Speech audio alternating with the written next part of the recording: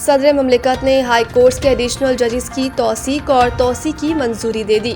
صدر مملکت تمام منظوریاں وزیر اعظم کے مشورے پر دے۔ سندھ ہائی کورٹ کے 10 ایڈیشنل ججز جسٹس میران محمد شاہ، جسٹس تسنیم سلطان، جسٹس ریاضت علی سحر، جسٹس محمد حسن، جسٹس عبدالحمید بھگی، جسٹس جان علی، جسٹس نثار احمد، جسٹس علی حیدر، جسٹس محمد عثمان علی ہادی اور جسٹس محمد جعفر رضا کی مستقل کرنے کی منظوری دی گئی ہے۔ سندھ ہائی کورٹ نے 2 ایڈیشنل ججز جسٹس خالد حسین شاہانی اور جسٹس سید فیض الحسن شاہ کی مدت میں 6 ماہ توسیع کی منظوری دی گئی۔ لاہور ہائی کورٹ کے 11 ایڈیشنل ججز کو مستقل کرنے کی منظوری دی، جن میں جسٹس حسن نواز مخدوم، جسٹس ملک وقار حیدروان، جسٹس سردار اکبر علی، جسٹس سید احسن رضا قاسمی، جسٹس ملک جاوید اقبال،